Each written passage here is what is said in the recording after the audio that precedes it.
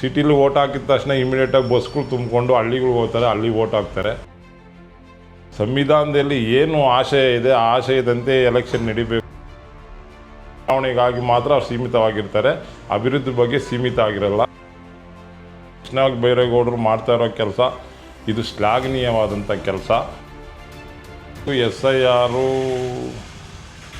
ಜನಕ್ಕೆ ಪ್ರಜಾಪ್ರಭುತ್ವದಲ್ಲಿ ಬೇಕಾಗಿರುವಂಥ ವಸ್ತು.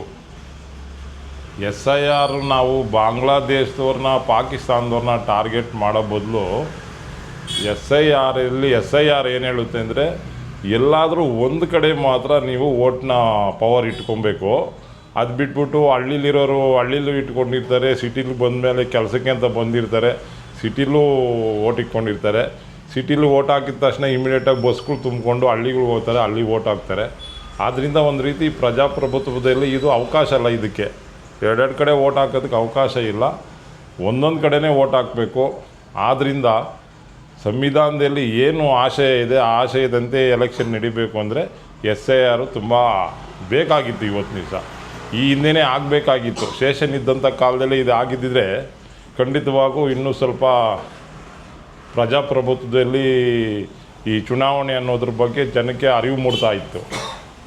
ಈಗ ಚುನಾವಣೆ ಅಂತ ಬಂದಿದ ತಕ್ಷಣ ಕೆಲವು ಜನ ರಸ್ತೆಗೆ ಇಳಿದು ಬಿಡ್ತಾರೆ, ಒಳ್ಳೊಳ್ಳೆ ಬಗೆಯಾದ ಬಟ್ಟೆಗಳು ಹಾಕ್ಕೊಂಡು. ಚುನಾವಣೆಗಾಗಿ ಮಾತ್ರ ಅವ್ರು ಸೀಮಿತವಾಗಿರ್ತಾರೆ, ಅಭಿವೃದ್ಧಿ ಬಗ್ಗೆ ಸೀಮಿತ ಆಗಿರಲ್ಲ. ಈ ಅಭಿವೃದ್ಧಿ ಬಗ್ಗೆ ಚಿಂತೆ ಮಾಡೋರಿಗೆ ಅವಕಾಶಗಳು ಕಡಿಮೆ ಆಗ್ತಾಯಿತ್ತು. ಈ SIR ಆಗಿರೋದ್ರಿಂದ ಈ ವಲಸೆ ಬಂದಿರೋರು ಇಲ್ಲ ಬೆಂಗಳೂರಲ್ಲಿ ಇಟ್ಕೊಂಡಿದ್ದಾರೆ, ಇಲ್ಲಾಂದರೆ ನಿಮ್ಮ ಹಳ್ಳಿಗಳಲ್ಲಿ ಇಟ್ಕೊಳ್ರಿ ಅನ್ನೋದ್ರಿಂದ ತುಂಬ ಅನುಕೂಲದ ಕೆಲಸ. ಆದ್ದರಿಂದ SIRನ ನಾವು ಸ್ವಾಗತ ಮಾಡ್ತೀವಿ. ಈ SIRನೇ ಮುಂದೆ ಇಟ್ಟುಕೊಂಡು ಮೂಲ ನಿವಾಸಿಗಳಿಗೆ ತೊಂದರೆ ಆಗೋದಾದರೆ ಖಂಡಿತವಾಗೂ ನಾವು ಸಂಘ ಸಂಸ್ಥೆಗಳು ಇದರ ವಿರುದ್ಧ ಹೋರಾಟ ಮಾಡೋದಕ್ಕೆ ಸಿದ್ಧವಾಗಿದ್ದೀವಿ ಅಂತ ನಾವು ಹೇಳೋಕ್ಕೆ ಇಷ್ಟಪಡ್ತೀವಿ ಸರ್. ಏನು ಫುಟ್ಪಾತ್ ಒತ್ತುವರಿ ನಡೀತಾ ಇದೆ, ಎಲ್ಲೊಂದು ಕಡೆ ಕೃಷ್ಣ ಬೈರೇಗೌಡರು ಒಳ್ಳೆ ಕೆಲಸಗಳು ಮಾಡ್ತಾ ಇದ್ದಾರೆ ಅಂತ ಹೇಳ್ತಿದ್ದಾರೆ, ಅದ್ರ ಬಗ್ಗೆ ತಮ್ಮ ಅಭಿಪ್ರಾಯ ಸರ್? ಖಂಡಿತವಾಗೂ ಇವತ್ತು ದಿವಸ ಕೃಷ್ಣ ಬೈರೇಗೌಡರು ಮಾಡ್ತಾ ಇರೋ ಕೆಲಸ ಇದು ಶ್ಲಾಘನೀಯವಾದಂಥ ಕೆಲಸ. ಇಲ್ಲಿ ಬಡವರಿಗೆ ತೊಂದರೆ ಆಗ್ತಾಯಿದೆ ಅನ್ನೋದ್ರಿಂದ ವಿಶೇಷವಾಗಿ ಬೆಂಗಳೂರಿನಲ್ಲಿ ಈ ಬೀದಿ ವ್ಯಾಪಾರಿಗಳದ್ದು ಒಂದು ಮಾಫಿ ಆಗೋಗ್ಬಿಟ್ಟಿದೆ. ಒಬ್ಬೊಬ್ಬ ಇರುವಂಥ ಉಳ್ಳವನು 10 ಗಾಡಿ 15 ಗಾಡಿ ಇಟ್ಕೊಂಡು ಫುಟ್ಪಾತಲ್ಲಿ ಈ ಆಂಧ್ರ ಪ್ರದೇಶದಿಂದನೋ ಇಲ್ಲ ತಮಿಳ್ನಾಡಿಂದನೋ ಇಲ್ಲ ಕೇರಳದಿಂದನೋ ಈ ವಯಸ್ಸಾದವ್ರನ್ನ ಹಿಡ್ಕೊಂಬಂದು ಗಾಡಿಗಳ ಹತ್ರ ನಿಲ್ಲಿಸ್ಬಿಟ್ಟು ಅವರೇ ಯಾರು ಈ ಮಧ್ಯವರ್ತಿಗಳು ಇರ್ತಾರೆ ಅವ್ರಿಗೆ ಬೇಕಾದಂಥ ವಸ್ತುಗಳನ್ನ ತಂದು ಗಾಡಿಗೆ ಹಾಕ್ತಾರೆ. ಈ ವಯಸ್ಸಾದವ್ರನ್ನ ವ್ಯಾಪಾರ ಮಾಡಿ ಅಂತ ಹೇಳ್ತಾರೆ. ಸಾಯಂಕಾಲ ಬಂದಿದ್ದ ತಕ್ಷಣ ಕಲೆಕ್ಷನ್ ಮಾಡಿಕೊಂಡು ಅವರು ಏನೋ ಸಂಬಳ ಇದು ಮಾಡಿದ್ರೆ ಆ ಸಂಬಳ ಕೊಟ್ಬಿಟ್ಟು ಹೋಗ್ತಾ ಇರೋದ್ರಿಂದ ಬೀದಿ ವ್ಯಾಪಾರಿಗಳಿಗೆ ತೊಂದರೆ ಆಗುತ್ತೆ ಅನ್ನೋದಕ್ಕಿಂತ ಸಾರ್ವಜನಿಕರಿಗೆ ತುಂಬ ತೊಂದರೆ ಆಗ್ತಾಯಿತ್ತಿದ್ದು. ಆದ್ದರಿಂದ ನಾವು ಕೃಷ್ಣ ಬೈರೇಗೌಡರು ಮಾಡ್ತಾ ಇರೋ ಕೆಲಸಕ್ಕೆ ವಿಶೇಷವಾಗಿ ಸರ್ಕಾರ ಇದು ಏನು ಇವತ್ತಿನ ದಿವಸ ಈ ಸ್ಟೆಪ್ ತಗೊಂಡಿದೆ, ಖಂಡಿತವಾಗಿ ಇದು ತುಂಬ ಒಳ್ಳೆ ಕೆಲಸ. ಇದು ನಿಲ್ಲಿಸೋ ಪ್ರಯತ್ನ ಮಾಡಬಾರ್ದು ಯಾರೂ. ಯಾಕೆ ಅಂದರೆ ಸಾರ್ವಜನಿಕರು ಆರಾಮಾಗಿ ಓಡಾಡಬೇಕಲ್ವಾ. ಇವಾಗ ಆಕ್ಸಿಡೆಂಟ್ಗಳಾಗುತ್ತೆ, ರಸ್ತೆ ರಿಪೇರಿ ಆಗಿಲ್ಲ, ಅದಿಲ್ಲ, ಇದರಲ್ಲಿ ಪಾಪ ಸಾರ್ವಜನಿಕರು ವಯಸ್ಸಾದವರು ರಸ್ತೆಯಲ್ಲೇ ಹೋಗ್ತಾ ಇರ್ತಾರೆ. ನಾವೇ ಎಷ್ಟೋ ಸಾರಿ ಬೈದು ಸೈಡ್ ಕಳಿಸ್ತಾ ಇರ್ತೀವಿ. ಆದ್ದರಿಂದ ವಾಹನ ಸವಾರಿಗೂ ಒಳ್ಳೆಯದಾಗುತ್ತೆ ಮತ್ತು ಪಾದಚಾರಿಗಳಿಗೂ ಒಳ್ಳೆಯದಾಗುತ್ತೆ. ಇಂತಿಷ್ಟು ಜಾಗ ಅಂತ ಲಿಮಿಟ್ಸ್ ಅಂತ ಸೃಷ್ಟಿ ಮಾಡಾದ್ಮೇಲೆ ಅಲ್ಲೇ ವ್ಯಾಪಾರ ಮಾಡಬೇಕು ಈ ಜನಗಳಿಗೂ. ಜೊತೆಗೆ ಮೂಲ ನಿವಾಸಿಗಳಿಗೇನಾದರೂ ತೊಂದರೆ ಆಗಿದ್ದರೆ ಸರ್ಕಾರ ಅದ್ರ ಬಗ್ಗೆ ವಿಶೇಷವಾಗಿ ಗಮನ ಕೊಟ್ಟು ಅದಕ್ಕೆ ಆದಂಥ ಒಂದು ಸ್ಥಳನ ಗುರುತಿಸಿ ಆ ಸ್ಥಳದಲ್ಲಿ ವ್ಯಾಪಾರ ಮಾಡೋಕ್ಕೆ ಅವಕಾಶ ಮಾಡಿಕೊಟ್ರೆ ತುಂಬ ಅನುಕೂಲ ಆಗುತ್ತೆ ಅಂತ ಹೇಳಿ ನಾನು ಹೇಳೋಕ್ಕೆ ಇಷ್ಟಪಡ್ತೀನಿ ಸರ್. ರಾಜ್ಯದ ಮುಖ್ಯಮಂತ್ರಿಗಳಾಗಿ DK ಶಿವಕುಮಾರ್ ಅವರು ಹೆಚ್ಚಿನ ಕೆಲಸಗಳನ್ನ ಮಾಡ್ತಾ ಇದ್ದಾರೆ. ನೀವು ನಿಮ್ಮ ಏನಾದರೂ ಬೇಡಿಕೆಗಳು ದಲಿತರ ಪರವಾಗಿ ಏನಾದರೂ ಇದೆಯಾ ಸರ್? ಖಂಡಿತವಾಗೂ DK ಶಿವಕುಮಾರ್ ಮೇಲೆ ಇವತ್ತು ತುಂಬ ಪ್ರೆಷರ್ ಇದೆ. ಯಾತಕ್ಕೆ ಅಂದರೆ ಕಷ್ಟಪಟ್ಟು ಪಕ್ಷ ಸಂಘಟನೆ ಮಾಡಿ ಯುವಕರನ್ನೆಲ್ಲ ಜೊತೆ ಇಟ್ಕೊಂಡು ಇವತ್ತು ಅಧಿಕಾರನ ತಗೊಂಡಿದ್ದಾರೆ. ಇಲ್ಲಿ ಸಾಮಾನ್ಯವಾಗಿ ಬಂದಿದ್ದಂತಲ್ಲ ಅಧಿಕಾರ ಇದು. ಅವರ ಪಟ್ಟಂಥ ಶ್ರಮಕ್ಕೆ ವಿರೋಧ ಪಕ್ಷವರು ಕೊಟ್ಟಂಥ ಏನು ಟಾರ್ಚರ್ ಇದೆ ಇದನ್ನೆಲ್ಲ ನಿಭಾಯಿಸ್ಕೊಂಡು ಇವತ್ತಿನ ದಿವಸ ರಾಜ್ಯದಲ್ಲಿ ಒಬ್ಬ ಉತ್ತಮ ಆಡಳಿತಗಾರ ಒಂದು ಆಡಳಿತ ನಡೆಸಬೇಕು, ಜನಕ್ಕಾಗಿ ನಾವೇನಾದರೂ ಕೊಡಬೇಕು ಅನ್ನೋ ಉದ್ದೇಶದಿಂದ ಸತತವಾಗಿ 40 ವರ್ಷಗಳಿಂದ ರಾಜಕೀಯ ಮಾಡ್ಕೊಂಬಂದು ಹಂತವಾಗಿ ಬೆಳೆದು ಇವತ್ತು ರಾಜ್ಯದ ಮುಖ್ಯಮಂತ್ರಿ ಆಗಿದ್ದಾರೆ. ಅವ್ರ ಬಗ್ಗೆ ನಮಗೆ ತುಂಬ ನಿರೀಕ್ಷೆ ಇದೆ. ಇನ್ನು ಯೂತ್ಸು ನಿರೀಕ್ಷೆ ಇದೆ. ಮುಂದಿನ ದಿನಗಳಲ್ಲಿ ಏನು ರಾಜ್ಯ ಸರ್ಕಾರಕ್ಕೆ ಮೊನ್ನೆನೇ ನೋಡಿದಾಗ ನಾವು ಡೆಲ್ಲಿಯಲ್ಲಿ ಎಲ್ಲ ಸಂಸದರನ್ನೆಲ್ಲ ಕರೆದು ನಮ್ಮ ರಾಜ್ಯದ ವಿಷಯ ಬಂದಾಗ ನಾವೆಲ್ಲರೂ ಒಗ್ಗಟ್ಟಾಗಿ ಹೋರಾಟ ಮಾಡಬೇಕು, ನಮಗೆ ಬೇಕಾದಂಥ ಸವಲತ್ತನ್ನು ಪಡ್ಕೊಬೇಕು ಅಂತೇಳಿ ಸಭೆನೂ ಸಹ ಮಾಡಿದ್ದಾರೆ. ಇದನ್ನು ನಿಜವಾಗೂ ನಾವು ಇವತ್ತಿನ ದಿವಸ ನಾವು ಜನ ಹೇಳ್ತಾಯಿದ್ರು ಡಿ ಕೆ ಶಿವಕುಮಾರ್ ಕಂಡ್ರೆ ಹಾಗೆ ಹೀಗೆ ಅಂತ. ಖಂಡಿತವಾಗಿಲ್ಲ, ನಾವೆಲ್ಲ ಹತ್ತರಿಂದ ನೋಡಿದ್ವಿ ಡಿ ಕೆ ಶಿವಕುಮಾರ್ ಅವ್ರನ್ನ. ಆದ್ದರಿಂದ ಡಿ ಕೆ ಶಿವಕುಮಾರ್ ಅವರು ಇವತ್ತು ಮುಖ್ಯಮಂತ್ರಿ ಆಗಿದ್ದಾರೆ. ಹಾಗಂತ ಹೇಳಿ ನಾವು ಹಿಂದೆ ಅಧಿಕಾರ ನಡೆಸಿದಂಥ ಸಿದ್ದರಾಮಯ್ಯವ್ರನ್ನ ಅಲ್ಲಿಗೇಳೋದಲ್ಲ. ಅವರು ಜನಪರ ಕಾರ್ಯಕ್ರಮಗಳನ್ನ ಹಾಕಿ ಕೊಟ್ಟಿರೋದ್ರಿಂದ ಆ ಜನಪರ ಕಾರ್ಯಕ್ರಮಗಳನ್ನ ಮುಂದುವರಿಸ್ತಾ ರಾಜ್ಯದ ಅಭಿವೃದ್ಧಿ ಬಗ್ಗೆ ಚಿಂತೆ ಮಾಡಬೇಕು ಅಂತೇಳಿ ನಾವು ಡಿ ಕೆ ಶಿವಕುಮಾರ್ ಸಾಹೇಬರಿಗೆ ಹೇಳ್ತೀವಿ. ಜೊತೆಗೆ ಅವರ ಕನಸಿನ ಕೂಸಾದ ಮೇಕೆದಾಟು ಯೋಜನೆ ಇದೆ. ಈಗ ಮೊನ್ನೆ ಕೇಂದ್ರ ಸರ್ಕಾರ ಬಾಯಿ ಬಿಚ್ಚಿದೆ. ಇಲ್ಲಿ ನೀರಿನ ವ್ಯವಸ್ಥೆ ಬಂದಾಗ ಅಕ್ಕಪಕ್ಕದ ರಾಜ್ಯಗಳ ಪರ್ಮಿಷನ್ ಬೇಕಾಗಿಲ್ಲ, ಅದು ಎಲ್ಲಿಯೂ ಸಹ ಸಂವಿಧಾನದಲ್ಲಿ ಅಡಕ ಆಗಿಲ್ಲ ಅಂತ ಹೇಳಿದ್ದಾರೆ. ಖಂಡಿತವಾಗಿ ಇದೊಂದು ಶ್ಲಾಘನೀಯವಾದ ವಿಷಯ. ಅವ್ರಿಗೊಂದು ರೀತಿಯಾದಂಥ ಆನೆ ಬಲ ಬಂದಂಗೆ ಆಗಿದೆ ಇವತ್ತು. ಆದ್ದರಿಂದ ಡಿ ಕೆ ಶಿವಕುಮಾರ್ ಸಾಹೇಬರು ತಮ್ಮ ಅಧಿಕಾರ ಅವಧಿಯಲ್ಲಿ ಉತ್ತಮವಾದ ಇನ್ನೂ ಹೆಚ್ಚಿನ ರೀತಿ ಉತ್ತಮವಾದಂಥ ಕೆಲಸ ಮಾಡಿ ಜನಗಳ ವಿಶ್ವಾಸನ ಗಿಟ್ಟಿಸ್ಕೊಂಡು ಏನು ಅವ್ರ ಮೇಲೆ ಕೆಟ್ಟ ಆಪಾದನೆಗಳು ಅದನ್ನೆಲ್ಲ ಈಚೆ ತೊಡೆದಾಕಿ ಮುಂದಿನ ದಿನಗಳಲ್ಲಿ ಒಳ್ಳೆ ಆಡಳಿತ ನಡೆಸ್ತಾರೆ ಅನ್ನೋ ನಂಬಿಕೆಯಿಂದ ನಾವು ಇವತ್ತು ದಿವಸ ಅವರ ಬಗ್ಗೆ ನಾವು ಮಾತಾಡೋಕ್ಕೆ ಇಷ್ಟಪಡ್ತೀವಿ.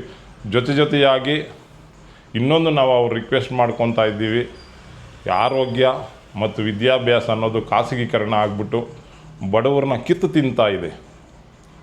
ಅದ್ರ ಬಗ್ಗೆ ಯಾಕೆಂದರೆ ಅದ್ರ ಬಗ್ಗೆ ಲಗಾಮೇನೇ ಇಲ್ಲ. ಇವತ್ತಿನ ದಿವಸ ಸಂವಿಧಾನದಲ್ಲಿ ಆರೋಗ್ಯ, ಆಶ್ರಯ ಮತ್ತು ವಿದ್ಯಾಭ್ಯಾಸ ಈ ಮೂರನ್ನೂ ಉಚಿತವಾಗಿ ಕೊಡಬೇಕು ಅಂತ ಹೇಳ್ಬಿಟ್ಟು ಬಾಬಾ ಸಾಹೇಬ್ ಅಂಬೇಡ್ಕರ್ ಅವರು ಸಂವಿಧಾನದಲ್ಲಿ ಅಡಕ ಮಾಡಿದ್ದಾರೆ.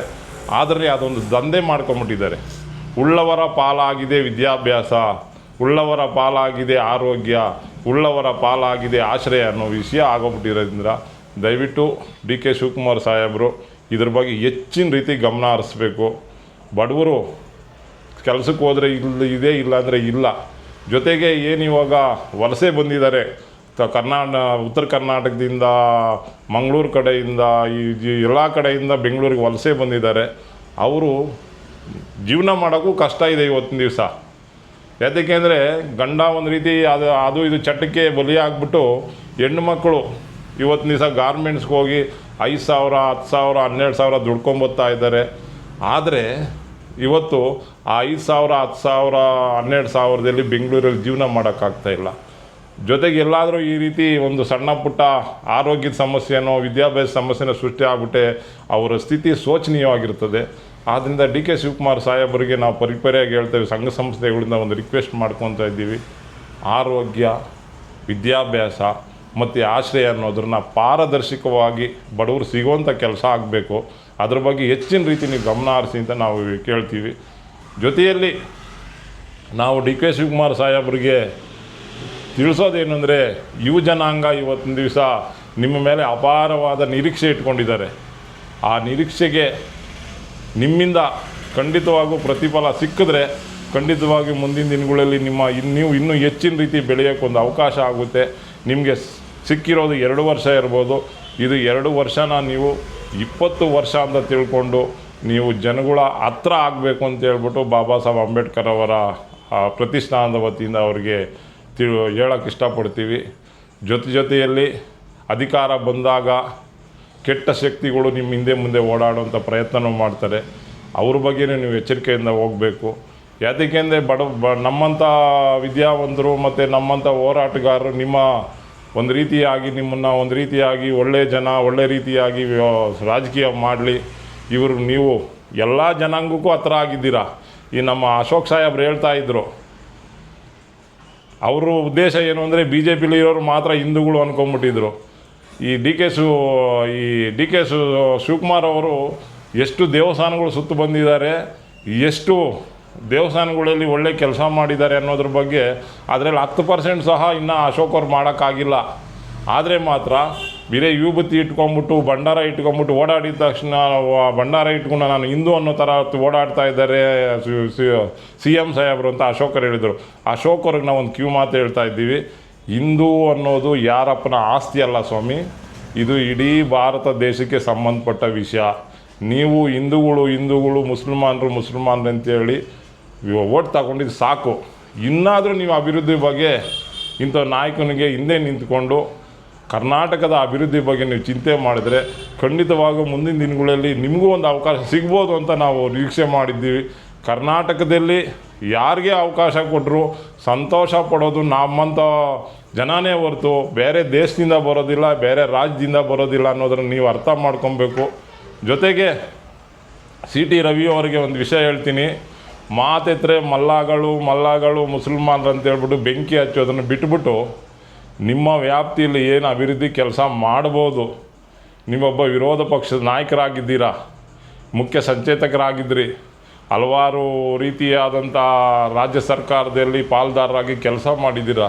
ದಯವಿಟ್ಟು ಬೆಂಕಿ ಹಚ್ಚೋ ಕೆಲಸನ ಬಿಟ್ಬಿಟ್ಟು ಮೊದಲಿಗೆ ನಾವು ನಮ್ಮ ಜನ ನಮ್ಮ ಸಂವಿಧಾನ ಅನ್ನೋದ್ರ ಬಗ್ಗೆ ಚಿಂತೆ ಮಾಡಿ ಅಂತ ಹೇಳ್ತಾ ನಾನು ಈ ಮಾತು ಮುಗಿಸ್ತಾ ಇದ್ದೀನಿ. ಜೈ